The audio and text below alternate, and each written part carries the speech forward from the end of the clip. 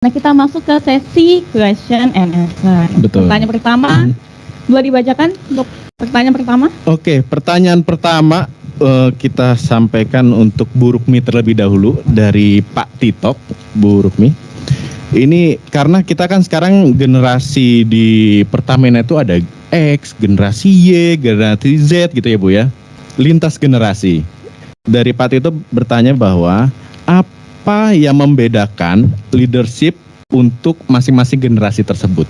Dan pendekatan apa yang perlu diperhatikan saat seorang leader memimpin lintas generasi? Seperti itu, Bu Rukmi. Baik, terima kasih banyak Mas. Saya coba menjawab. Jadi betul sekarang ini generasinya beda-beda. Kalau ada baby boomer sampai sekarang Z dan milenial itu sebenarnya saya punya catatan sebetulnya itu. Pokoknya berbagai generasi. Jadi kita memang sebagai leader untuk menghadapi generasi, katakan ini contoh yang milenial. Kita harus menempatkan diri seperti mereka. Jadi harus empati, itu paling penting. Gak bisa makanya tadi ini hubungannya dengan move on tadi. Harus escape from the past. Jadi tidak lagi kita seperti cara-cara yang dulu. Cara dulu belum tentu cocok lagi dipakai untuk sekarang. Lebih baik pendekatannya adalah kita mencoba berempati. Tapi apapun sebagai leader yang milenial, Gen Y, Gen Z, apapun itu yang paling bagus adalah selalu berdiskusi, bicara selalu terbuka. Dan ini bisa dilakukan dengan coaching. Kan saya bilang tadi yang heart itu menyentuh hati itu untuk level apapun masih sesuai. Kelihatannya yang milenial kita lebih sabar karena beda dengan yang zaman dulu. Orang dulu itu mungkin saya cuma dengar aja ya dari cerita teman-teman sekarang. Memang loyalitas kan keluhannya kadang bapak-bapak zaman dulu yang belum move on ya. Yang sekarang itu loyalitasnya mungkin beda dengan yang dulu. Terus apalagi kalau disamain, kalau di Pelaju dulu itu kita naik sepeda itu kita keliling tuh di kilang itu bahasa gitu. Sekarang tapi kan zamannya beda. Saya selalu mengatakan teman-teman kita nggak bisa menyamakan selalu zaman kita. Jadi kita harus mengerti apa yang dimaui teman-teman. Satu yang agak komunikasi yang mungkin tidak mudah itu adalah membendung keinginan mereka yang minta cepat sekali perubahan, terutama yang terkait dengan kalau pekerjaan yang karirnya. Jadi gak bisa kita terlalu mengatakan sabar. Maka harus dicarikan enrichment, job enrichment untuk yang muda-muda. Mereka kapasitasnya tinggi, kapasitasnya bagus, pinter-pinter, bagus-bagus. Maka harus cari job enrichment, bagaimana dia diisi sehingga terpenuhi itu hasratnya yang banyak itu tadi. Mungkin secara simpel seperti itu, tapi mungkin yang kedua tadi belakangnya apa? Tadi mungkin saya nggak sempat kecatat, saya tadi nyari pulpen. Pendekatan apa yang perlu diperhatikan, Bu? Ya sama kalau itu pendekatan secara soft ya, secara lebih ke manusiawi, diajak bicara, dan ini adalah senjatanya coaching. Nggak tahu kalau ini sudah nggak payu, nggak laku, tapi kalau saya pikir yang dulu McKinsey pakai template YMO, your story apa maumu, terus saya punya pengalaman gini, saya memberikan kesempatan kalau bisa begini, dan akhirnya kita sepakat menjadi our story. YMO itu your story, my story, our story. Mari bersepakat kita komitmen seperti ini. Tapi satu kuncinya dengan yang mudah-mudahan saya dengar yang dari BUMN, jadi memang harus sabar. Kita harus bisa mengerti, kita harus empati, nggak bisa maunya sendiri yang zaman dulu gitu ya. Itu yang escape from the past tadi kayaknya. Itu aja Mas yang bisa saya sampaikan. Mungkin ya kurang puas ya. Kalau nggak puas nanti bisa WA. Berarti yang paling penting adalah coaching ya Mbak ya? Iya, coaching. Kalau saya begitu. Coaching heart to heart ya Bu ya. Baik, berarti kita lanjut ke sesi kedua ya. Betul. Oke, kita baca dulu ya kurikulum vitae Bapak Wahyudi. Jadi pada tahun 1982 hingga 1984 ini sebagai Field Superintendent Refinery Expansion of Project Balikpapan. Ini kalau dibaca di CV-nya memang sudah melanglang buana ya Pak ya, di Balikpapan, kemudian di Tokyo juga, terus ini Cilacap juga pernah ya, Project Manager Refinery Expansion Pertamina Cilacap. Kemudian pada tahun 2000 menjabat sebagai GM Refinery Unit 3 ya Pak ya. Kemudian pada tahun 2000 hingga 2001 beliau menjabat sebagai Vice President of Infrastructure Development Downstream Business Pertamina. di tahun 2003 sampai dengan 2006, Pak Wahyudi sebagai Presiden Director of PT Badak LNG Bontang, dan di tahun 2006 sebagai Engineering and Technology Advisor of Persian Gulf Star Oil Company di Italia Bapak ya, dan Engineering Coordinator Bandar Abbas Refinery Project di Iran. Dan yang terakhir di tahun 2010 sampai dengan 2019 Pak Wahyu ini sebagai BOD di PT Odira Persada Resource. Jadi sudah melanglang buana Indonesia, luar negeri, balik lagi ke Indonesia gitu ya Pak. Jadi secara leadership juga pasti banyak pengalaman seperti Ibu Rumi, dan tentunya secara khusus terkait dengan LNG pasti juga memiliki cerita khusus, cerita menarik. Iya. Apa saja sih yang ada di LNG gitu kan ya Mbak? Iya benar. Jadi langsung saja nih Pak Wahyudi terkait LNG aja, bisa sharing terkait pengalaman dan juga keberlanjutan bisnis LNG sendiri ya Pak ya. Betul. Monggo Bapak. Terima kasih. Saya mencoba untuk menceritakan sebenarnya ya, bagaimana suatu long term bisnis itu ya. Dia dimulai, kemudian mencapai peak dan akhirnya dia turun kembali ya. Nah, demikianlah biasanya resources based industri itu seperti itu. Begitu juga dengan LNG kita ya. Jadi sejak awal ya, dimulai ya, itu bergerak dengan cepat ya, sampai pada puncaknya ya, kemudian turun perlahan ya, sampai sekarang ini ya. Mudah-mudahan dengan adanya hal demikian ya, itu memaksa kita untuk menuju suatu bisnis baru. Jadi kita bisa lihat sekarang. Mungkin bisa ya. Nah ini lewatin aja nih, saya nggak teruskan aja. Hanya saya berikan setelah 20 tahun itu ada pengembangan yang begitu masif ya dalam LNG Indonesia ya. Dari 3,3 million ton per annum jadi 22,5 million ton per annum ya. Ini artinya ada eksplorasi gas yang sedemikian besar ya, untuk ya, mensupport ya, pembangunan nasional. Ya. Ini yang dijaga oleh kita ya, hingga akhirnya kita mencapai suatu kehandalan ya dalam menjaga ekspor LNG ini ke umumnya Jepang, Korea, Taiwan. Nah kemudian secara performance ya, dan ada benchmarking ya, yang dilakukan oleh teman-teman di sana, kita selalu dalam premium class ya, artinya operating efficiency, maintenance cost, operating cost ya, dan lingkungan ya, itu kita selalu dalam premium class ya, dibandingkan dengan 36 LNG atau gas plant di seluruh dunia. Lanjut. Nah ini performance of achievement yang saya sampaikan tadi ya. Jadi setelah di benchmarking itu ya, kita memang LNG train PT Badak itu ya masuk dalam kategori premium class. Ya, lanjut. Nah, bagaimana kita memonetize gas yang ditemukan oleh AFU pada waktu itu ya, suatu giant field dengan 97 TCF ya. Itu diawali dengan yang namanya principal agreement. Ini adalah principal agreement ya antara Pertamina ya dengan AFU ya. Ada dua poin pokok di sana ya. Yang pertama adalah Pertamina akan membangun ya, suatu LNG plant, dan Pertamina yang juga mengusahakan dana untuk pembangunan tersebut. Kemudian dari AFU menjamin ya, garansi supply dari gasnya. Principal agreement inilah yang melahirkan agreement lainnya ya. Ada 10 agreement di situ ya. Yang atas itu adalah agreement mengenai teknis, yang bawah adalah agreement mengenai financing. Ya. Jadi di sana di atas itu ada processing agreement, ada use and operating agreement, supply agreement. Kemudian di situ juga dibentuk article of association dari PT Badak. Ya. Kemudian karena dia masih waktu itu ya, dia merupakan teknologi baru bagi kita ya. Nah, ada yang sebut technical services agreement.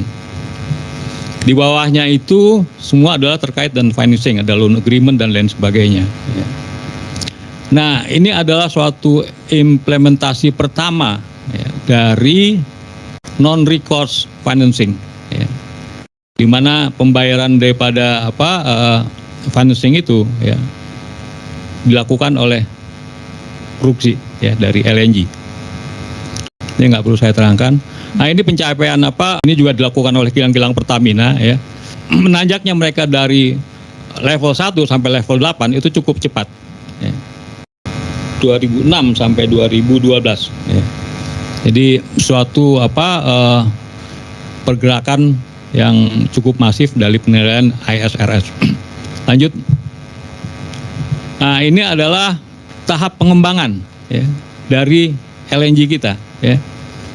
LNG Badak ya. Dimulai dari 3,3 sampai di tahun 1999 ya. Topnya adalah 22,5 MTPA ya. Jadi selama hampir 8 kali lipat ya, selama 20 tahun. Kalau dilihat memang ini suatu eksploitasi gas yang cukup masif ya. Jadi ini dilakukan untuk ya, kepentingan mensupport ya, growth dari nasional ekonomi. Tapi ya ini sebenarnya yang dilakukan oleh negara lain tidak seperti ini sebenarnya. Ya. Dia banyak menggunakan gas ya, atau membangun LNG plant ya, berdampingan dengan misalnya fertilizer plant atau GTL, gas to liquid. Sebenarnya ditinjau dari value-nya ya, mengubah gas menjadi liquid kemudian bisa diekspor keluar ya, itu value-nya jauh lebih rendah kalau gas dijadikan feedstock petrochemical. Jadi bisa dikatakan kalau kita mengekspor LNG keluar itu seperti mengekspor kayu gelondongan sebenarnya. Masih mentah ya. Jadi kita mulai mengalami penurunan produksi itu di tahun 99. Lanjut.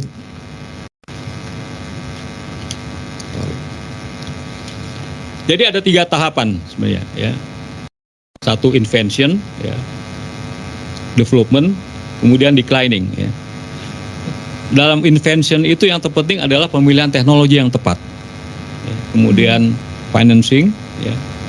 Kemudian memilih partner yang benar-benar reliable.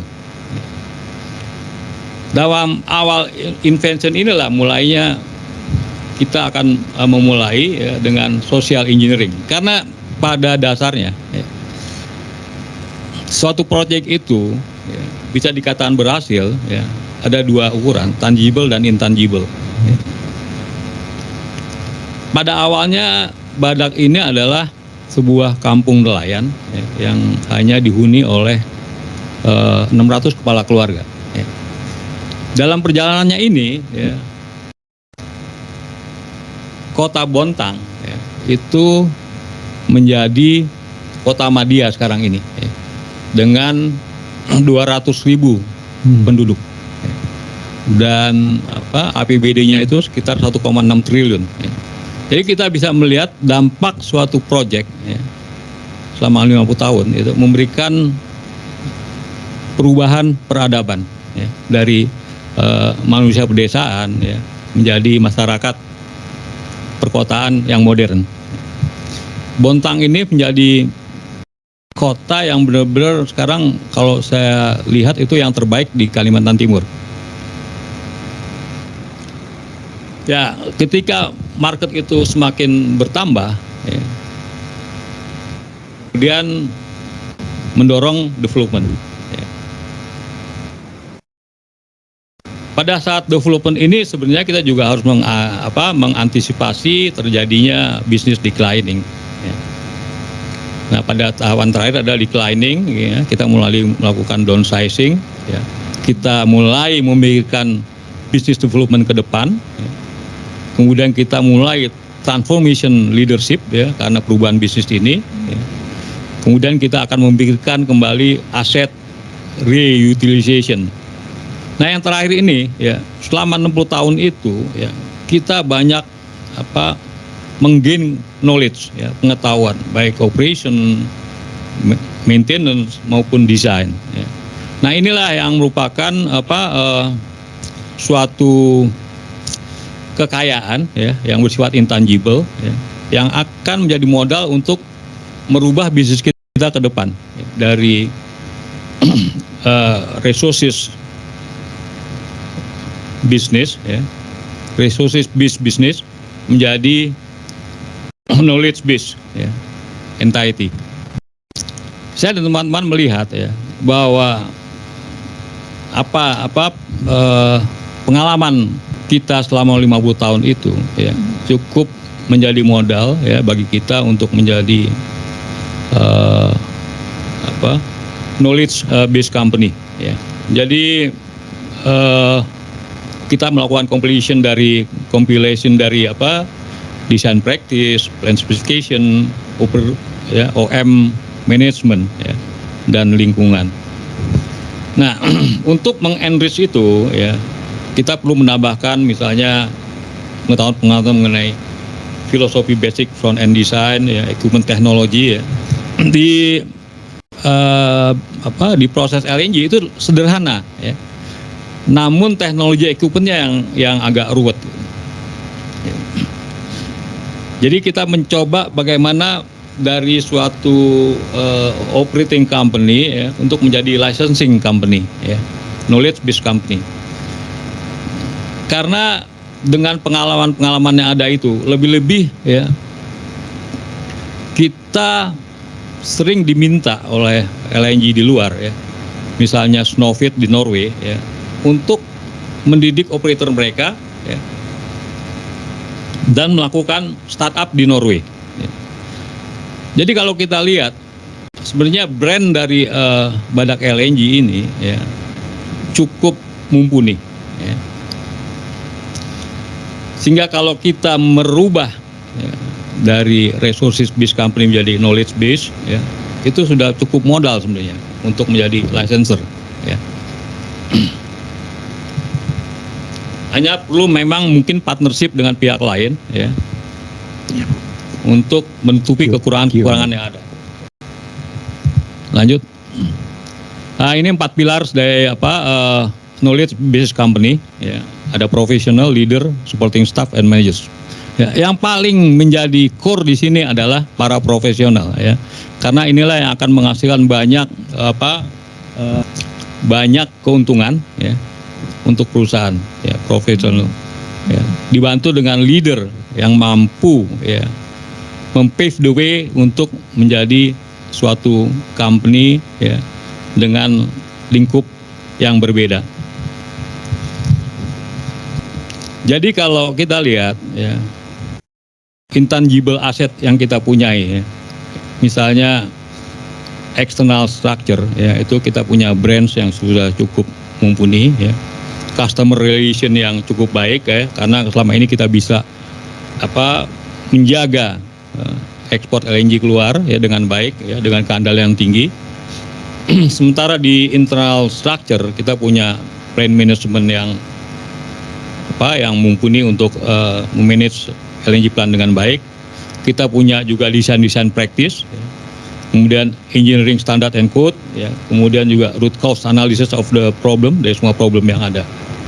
Kita punya kompetensi individual yang educationnya juga punya kemampuan yang tinggi. Kita punya development program juga yang fit dengan kebutuhan, kemudian pengalaman, ya, selama 50 tahun. kita membuat juga di sana ya Akademi LNG. Ini mulanya karena seringnya kita men-training para operator ya dari luar ya. Juga lokal ada ya LNG yang di Irian ya, Tangguh ya. Itu semuanya kita yang mendidik dan melatih ya, para operatornya ya. Jadi di Akademi LNG ini ya, kita akan merubah knowledge itu menjadi competence ya. Dengan explicit knowledge itu ya, di antaranya apalah knowing the facts ya, kemudian formal education, gain information ya. Sekarang menggain information itu kan sangat mudah ya melalui Google dan banyak lagi informasi yang dapat di media sosial.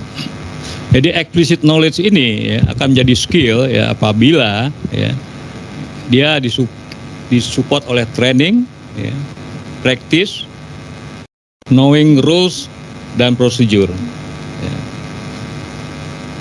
Kemudian ditambah dengan experience ya, bagaimana kita merefleksikan pengalaman-pengalaman lalu ya, baik yang bersifat kesalahan maupun sukses story. Value judgment itu adalah merupakan suatu kepandaian seorang untuk melakukan judgment ya, untuk melihat suatu persepsi ya yang kita merasakan bahwa itu adalah benar ya. Jadi perceptions of what the individual believe to be right. Dan yang penting adalah social network, terutama culture, company culture. Dari 4 inilah, dari explicit skill, experience, value judgment, dan social network akan membuahkan kompetensi. Lanjut. Ini 50 tahun excellent operational expertise ya. Pertama, tidak ada supply disruption ya. Jadi kita bisa menjaga ekspor LNG itu dengan baik ya, ke negara-negara yang mempunyai long term kontrak dengan kita ya. Jadi kontraktual obligation-nya itu benar-benar kita penuhi. High reliability ya, proven technology karena kita menggunakan teknologi yang benar-benar proven. Kemudian excellent plan managing and management ya. Kondusif karena community development sama internal relationship. Jadi mission kita accomplish di sini. Lanjut. Nah, semuanya menjadi synchronize ya dengan proven business scheme yang di awal itu ya, ditunjang oleh proven technology dan proven plan management ya. Dia menghasilkan suatu sistem yang sinkron satu sama lain. Lanjut.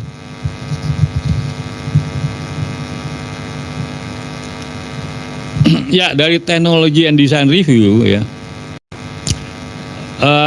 Dia compliance ya dengan project life dan design requirement. Memang dalam filosofi desain dari Badak LNG itu banyak hal-hal yang bersifat access design dan konservatif ya. Jadi dari 8 train itu semuanya sama dan sebangun ya. Tidak ada perubahan sedikit pun. Sangat konservatif karena tujuannya itu mendapatkan kehandalan yang tinggi. Jadi kalau kita lihat semuanya ini ya,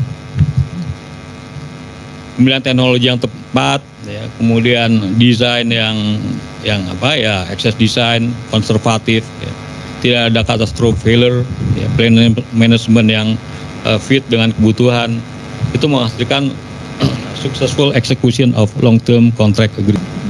Tujuan kita sebenarnya sudah tercapai. Jadi apa yang dihasilkan selama 50 tahun ini ya, sebenarnya banyak hal-hal yang bisa kita jadikan modal ya ke depan apabila feedstock dari LNG itu berkurang, dan pastinya juga akan selesai habis. Itu adalah hal yang alami untuk resources based company ya. Untuk itu kita perlu memikirkan ya bagaimana ke depannya ya. Kita bisa merubah ini menjadi knowledge based company ya, dengan bercita-cita sebagai licensor ya. Dan kita harus bisa memanfaatkan aset yang ada ya. Aset berupa train LNG ya, itu bisa dirubah menjadi floating base ya. Aset berupa power plant itu bisa menjadi IPP dan lain sebagainya. Saya kira itu masih. Oke. Terima kasih Pak Wahyudi untuk materinya. Mungkin masih banyak yang harus dibicarakan ya, tapi memang waktu yang harus memotong semuanya menghentikan karena kita masuk ke sesi question and answer. Betul. Pertanyaan pertama, boleh dibacakan untuk pertanyaan pertama? Oke, pertanyaan pertama kita sampaikan untuk Bu Rukmi terlebih dahulu dari Pak Tito, Bu Rukmi. Ini karena kita kan sekarang generasi di Pertamina itu ada X, generasi Y, generasi Z gitu ya Bu ya. Lintas generasi. Dari Pak Tito bertanya bahwa apa yang membedakan leadership untuk masing-masing generasi tersebut dan pendekatan apa yang perlu diperhatikan saat seorang leader memimpin lintas generasi. Seperti itu Bu Rukmi. Baik, terima kasih banyak Mas. Saya coba menjawab. Jadi betul sekarang ini generasinya beda-beda. Kalau ada baby boomer sampai sekarang Z dan milenial itu sebenarnya saya punya catatan sebetulnya itu. Pokoknya berbagai generasi. Jadi kita memang sebagai leader untuk menghadapi generasi, katakan ini contoh yang milenial. Kita harus menempatkan diri seperti mereka. Jadi harus empati, itu paling penting.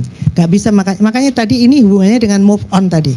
Harus escape from the past. Jadi tidak lagi kita seperti cara-cara yang dulu. Cara dulu belum tentu cocok lagi dipakai untuk sekarang. Lebih baik pendekatannya adalah kita mencoba berempati. Tapi apapun sebagai leader yang milenial, Gen Y, Gen Z, apapun itu yang paling bagus adalah selalu berdiskusi, bicara selalu terbuka. Dan ini bisa dilakukan dengan coaching. Kan saya bilang tadi yang heart itu menyentuh hati itu untuk level apapun masih sesuai. Kelihatannya yang milenial ini kita lebih sabar karena beda dengan yang zaman dulu. Orang dulu itu mungkin saya cuma dengar-dengar aja ya dari cerita teman-teman sekarang. Memang loyalitas kan keluhannya kadang bapak-bapak zaman dulu yang belum move on ya. Yang sekarang itu loyalitasnya mungkin beda dengan yang dulu. Terus apalagi kalau disamain, kalau di Pelaju dulu itu kita naik sepeda itu kita keliling tuh di kilang itu bahasa gitu. Sekarang tapi kan zamannya beda. Saya selalu mengatakan teman-teman kita nggak bisa menyamakan selalu zaman kita. Jadi kita harus mengerti apa yang dimaui teman-teman. Satu yang agak komunikasi yang mungkin tidak mudah itu adalah membendung keinginan mereka yang minta cepat sekali perubahan, terutama yang terkait dengan kalau pekerjaan yang karirnya. Jadi gak bisa kita terlalu mengatakan sabar. Maka harus dicarikan enrichment, job enrichment untuk yang muda-muda. Mereka kapasitasnya tinggi, kapasitasnya bagus, pinter-pinter, bagus-bagus. Maka harus cari job enrichment, bagaimana dia diisi sehingga terpenuhi itu hasratnya yang banyak itu tadi. Mungkin secara simpel seperti itu. Tapi mungkin yang kedua tadi belakangnya apa? Tadi mungkin saya nggak sempat kecatat, saya tadi nyari pulpen. Pendekatan apa yang perlu diperhatikan Bu? Ya sama kalau dulu pendekatan secara soft ya, secara lebih ke manusiawi, diajak bicara, dan ini adalah senjatanya coaching. Nggak tahu kalau ini sudah nggak payu, nggak laku, tapi kalau saya pikir yang dulu McKinsey pakai template YMO, your story apa maumu, terus saya punya pengalaman gini, saya memberikan kesempatan kalau bisa begini, dan akhirnya kita sepakat menjadi our story. YMO itu your story, my story, our story. Mari bersepakat kita komitmen seperti ini. Tapi satu kuncinya dengan yang mudah-mudahan saya dengar yang dari BUMN, jadi memang harus sabar.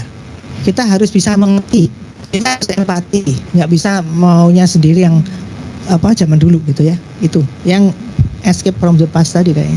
Itu aja Mas yang bisa saya sampaikan. Mungkin ya kurang puas ya. Kalau nggak puas nanti bisa WA.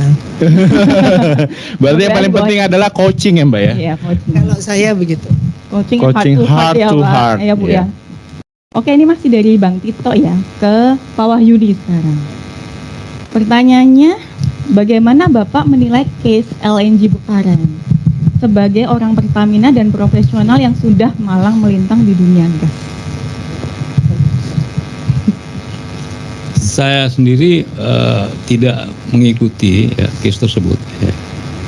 Namun dalam bisnis itu ya, selalu ada risiko kita untuk rugi. Nggak bisa bahwa kita akan selalu gain keuntungan, profit. Ya.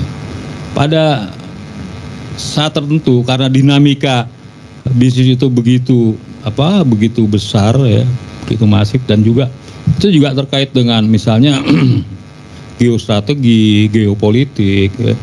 Itu berat. Kalau misalnya saya mengambil keputusan kemudian timbul perang ya, kemudian kita rugi, apa saya harus menanggung hal tersebut kan? Itu nggak bisa, karena yang harus bisa menilai itu ya para profesional gitu ya kan. Jadi saya pernah juga pengalaman ya, ketika proyek Exor ya, dipanggil juga ya, tapi kita bisa membuktiin bahwa apa yang kita lakukan itu adalah hal yang paling baik pada saat itu, dan itu terbukti sekarang ya kan. Kalau kita value berapa nilai Balongan sekarang ini ya, itu jauh lebih besar dibandingkan pada waktu kita membangun ya. Jadi intinya bisnis itu dinamis ya, selalu ada hal-hal yang bisa menyebabkan dia naik dan turun ya, baik dari geopolitik ya ataupun geoekonomi ya, itu akan berpengaruh pada bisnis ya.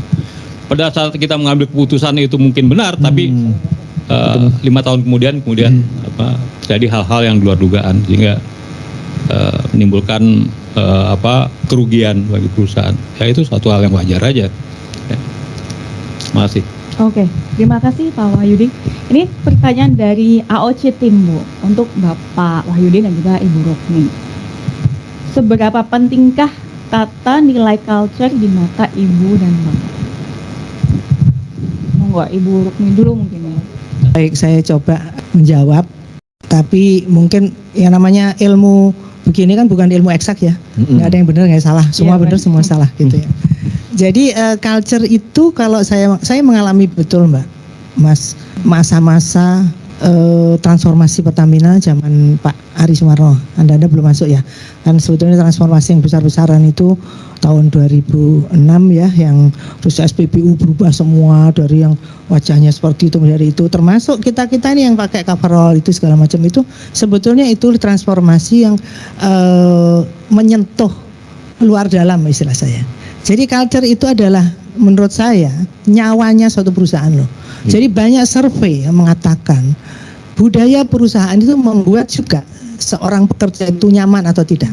Jadi yang membuat seseorang bisa nyaman itu adalah budaya kerja di perusahaan tersebut.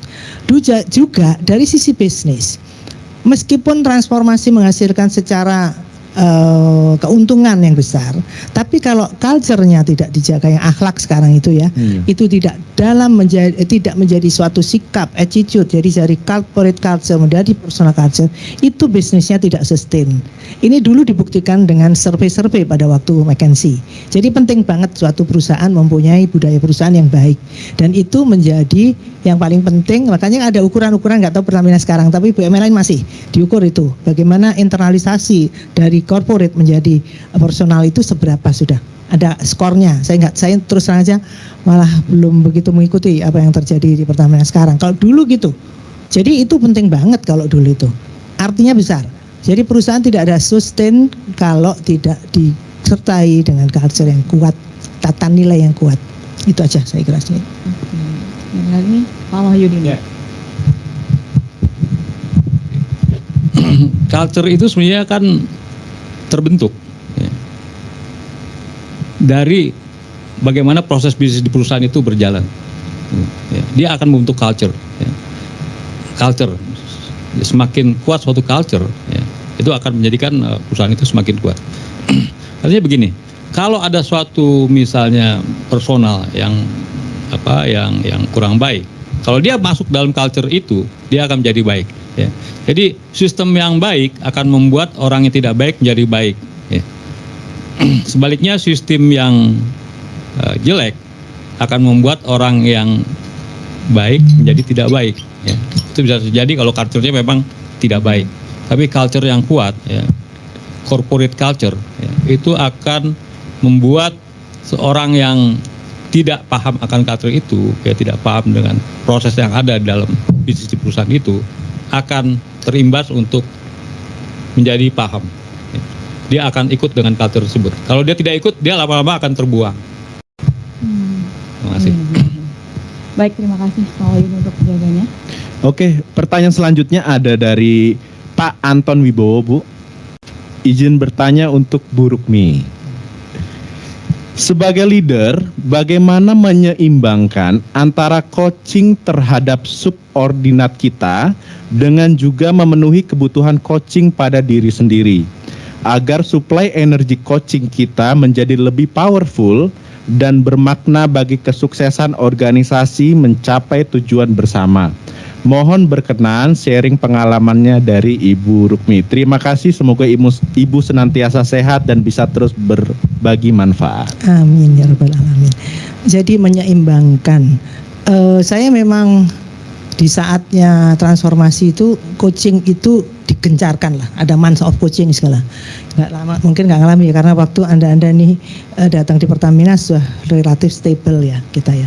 Dan di beberapa perusahaan coaching itu ada andalan sehingga membuat perusahaan maju. Keseimbangan antara kita sendiri sebagai atasan, katakan atasan ya, itu kan kita menginginkan sukses perusahaan itu dengan ukuran-ukuran. Itu adalah kan kalau kita dengan subordinate kita, tentunya tuntutan kita adalah bagaimana dari sisi perusahaan juga baik gitu loh. Jadi bukan dari sisi yang di coach gitu.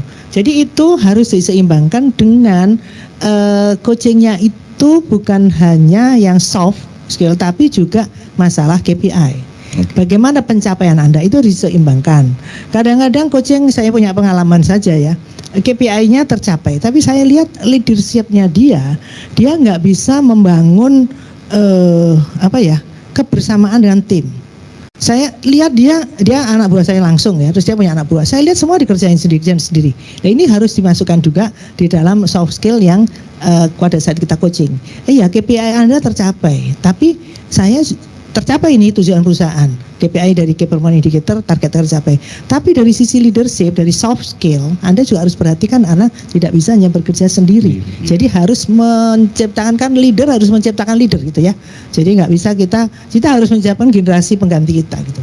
Itu kira-kira, nggak tahu menjawab enggak ya. Kira-kira yang dalam pengalaman saya begitu keseimbangan antara kepentingan perusahaan, kita mewakili perusahaan dan kepentingan yang bersangkutan gitu ya. Terima kasih. Oke, baik, terima kasih Bu Rukmi. Mungkin keterbatasan waktu juga ya, jadi pertanyaannya sudah cukup. Jadi mungkin ada closing statement Bu dari Ibu Rukmi sendiri untuk terkait leadership, role model kepada kita nih. Saya menyarikan tadi kenapa saya mencari judul yang leader sebagai role model. Karena kalau menurut saya role model atau panutan itu di Indonesia sangat penting. Kan kita budayanya juga paternalistik ya. Meskipun yang muda-muda pun juga melihat, yang milenial pun melihat di atas ini bisa dicontoh nggak.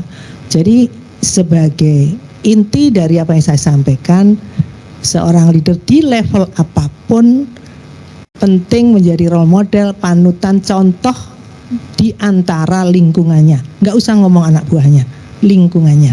Ini akan membuat mereka juga dihargai. Apa kalau ngomong A orang nurut, ngomong A orang percaya gitu kan.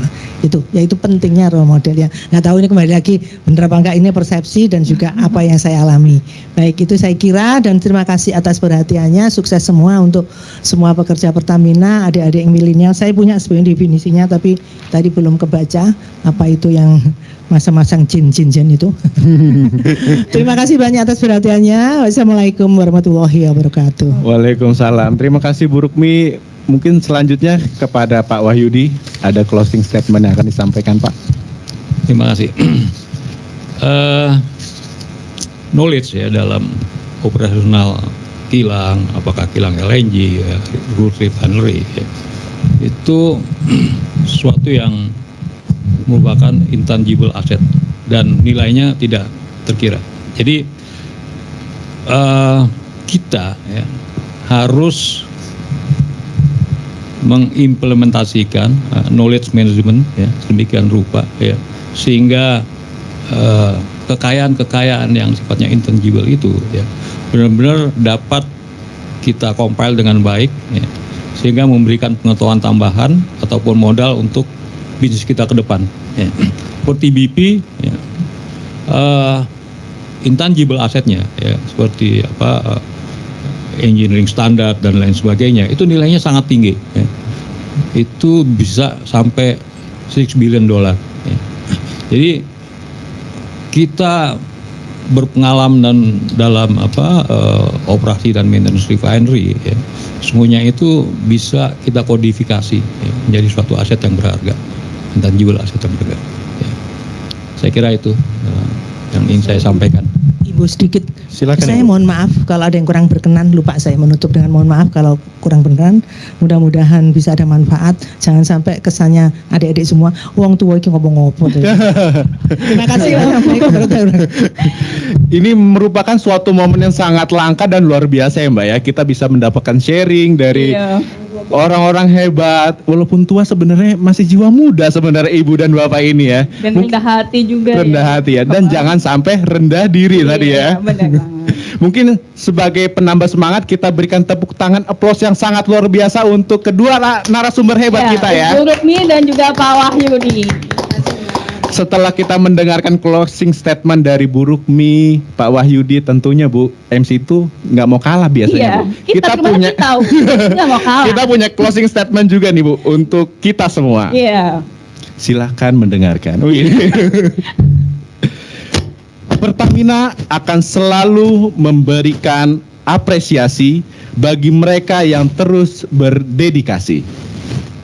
Terima kasih bukan hanya sekedar basa-basi, tapi sharing session ini akan menjadi sebuah investasi. Saya Hana Fitriya Prasasti. Dan saya David Pascal Jonathan. Selamat sore dan sampai jumpa di lain waktu. Wassalamualaikum warahmatullahi wabarakatuh. Tapi tetap stay tune juga ya. Tetap stay tune juga ya, karena kita masih banyak narasumber hebat Iya. lainnya setelah sesi ini. Setelah sesi ini. Jadi stay tune.